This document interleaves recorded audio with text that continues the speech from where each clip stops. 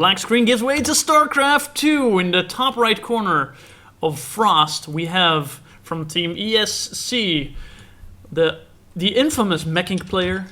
It is Goody. Yeah, and as his opponent, it's going to be up in the top left position, playing for ESC as well. It's going to be Aries. Currently in this series, Goody is up. I've been told that mech is not failing him just yet. We'll see if Aries can make it back into this by winning the following game. And yeah, so you actually know a lot about Goody's play. Yes. Yeah, I mean, we are the ESC casters after all, so we do know a bit about them. But yeah, Goody, he has a very, very interesting mech style. If you do like that kind of stuff, of course. Some people don't really appreciate it as much, but what he kind of does is that he plays this very, very passive mech style. He never deviates, like never. I've never seen him go bio against anything else but TVP. But what he does in TVC is that he really likes to go for a very, very safe kind of style, get those Hellions out, get the banishes out, and then, you know, poke a bit while he's getting his natural, and then just go full turtle mode. Absolute turtle mode. Delay his bases for several minutes just to make sure he's always super safe against anything his opponent could, you know, throw at him. And a lot of players really tried. You know, he faced TLO in the Beacon Clash, and he actually managed to go 2-0 against TLO. So Goody right now is really on fire. Yeah, and it seems that with Blizzard buffing mech a little bit in the last few weeks / months, it apparently means that they've been buffing Goody directly, and he's been Goody's been strong always. He's never really been the top tier, but with these most recent changes, I mean, he's definitely got a leg up on the competition because he's been playing this style for eons now. Absolutely, he's been doing very, very well for himself. You know, very well in Gophers 2 as well, but. You know, as you say, he's not really top tier, as you might say. You know, he's not really your WCS champion yet, at least. But we'll see, because this is WCS qualifiers for the Challenger League, and you know, it's going to be interesting to see how well Goody can play. And already catching an Overlord is going to be quite big for him, because this Overlord is going to die. Yeah, that's a little bit unfortunate. I think Aries getting a little bit distracted after having rallied his Overlord. It happens to the best of us, it happens to the worst of us, because it also happens to me, and I'm definitely not the best of us. And that's going to be a big loss there for Aries, and a big gain for Goody, who is, getting his own expansion up and looking pretty solid as it is.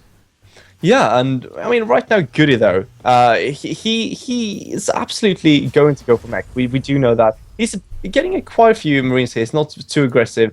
Getting his, constant quite early for being him, at least. But, you know, he does do this from time to time. And as, you know, as Aries really does know his style, I am 100% sure Aries has something to say for him. You know, if you face each other in, you know, the qualifiers for the Challenger League, you're not going to just say, oh, you know, I'm just going to play standard and hope, you know, that can break you somehow. No, he's going to have some aces up his sleeve.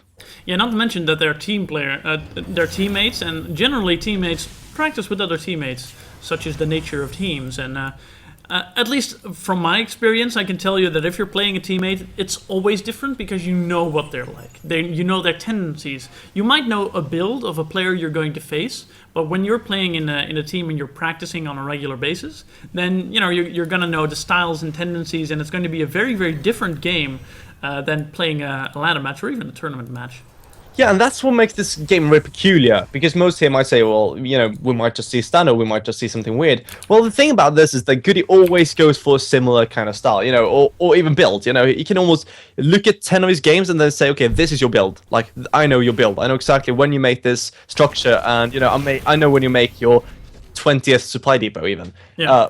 But the thing is that when you face your teammates, you don't really want to be predictable. So the question is, does Goody do something other from the standard he always does, or does he just stick to his guns like he has done, you know, for ages now?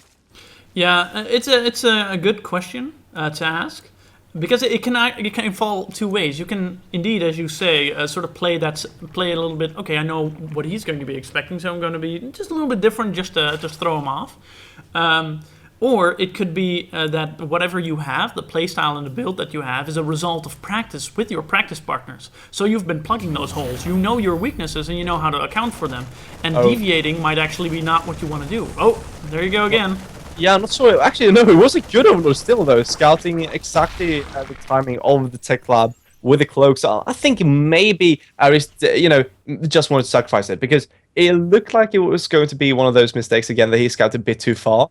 But, it's fine, though. He already did an overload, behind that, so he was sure he wouldn't get supply box. He didn't even get supply box now, so that was fine. And he scouted the cloak. But look at this, Good being a bit sneaky here. He's going to cancel the cloak and just go for the pure Banshee.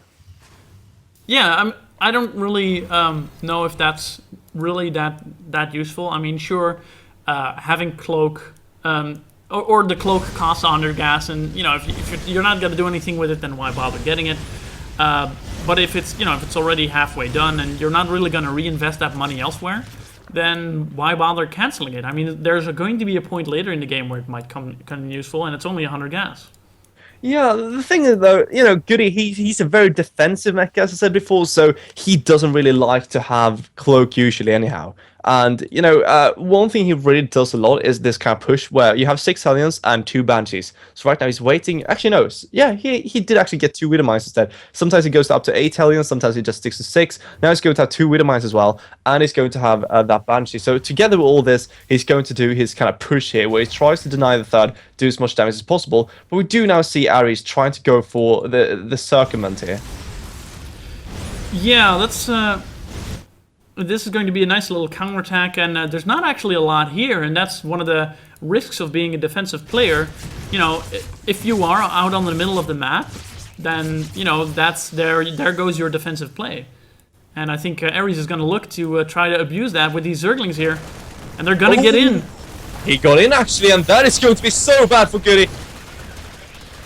Good defense by Goody, keeping his SUVs near the bunkers. These Zerglings really didn't get to do much. The supply depots were raised on top of the ramp, and this is cleaned up, and it's done virtually no damage. Yeah, I mean, this was very, very good. A very, very nice try by Ares, and he does buy him some time. But Goody with a solid defense, as you point out, and now Goody with a ton of Hellions is going to put on much more aggression than we usually see him, because he didn't get that first push. Usually he just goes back, but now he knows. He cleaned up so many lings, he can just go for it. Oh my god, look at all those juicy burrows. Oh yeah, this is going to be a massacre. The mines get the burrow off. The Hellions get the Zerglings, the Banshees. There's even a Banshee still alive, despite the fact that Ares invested heavily in the Queens, which actually looks to be a pretty solid response to this Hellion and Banshee opener here from Goody.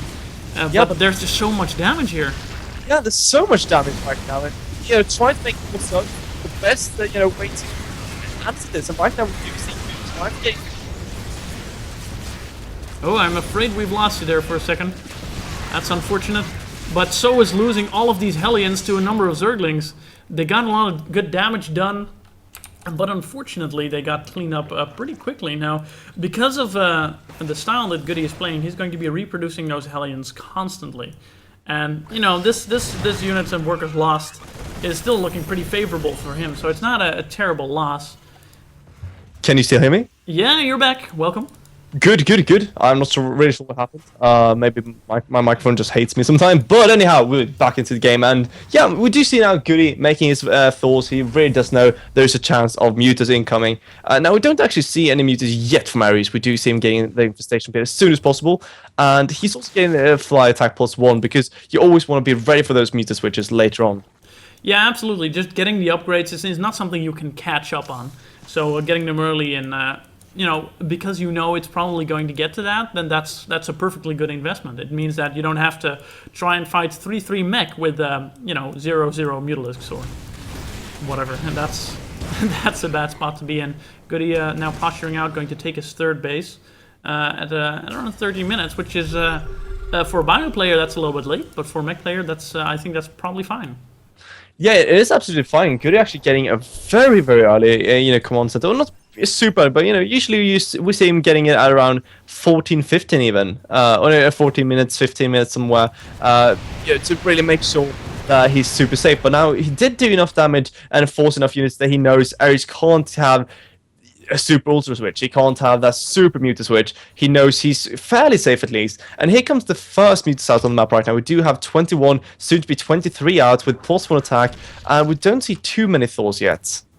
No, the strong thing about the Mutalisk in this position is that you don't really have a lot of Thors. Oh, and there comes the big Muta swipe. It's going to be on top of the Thors.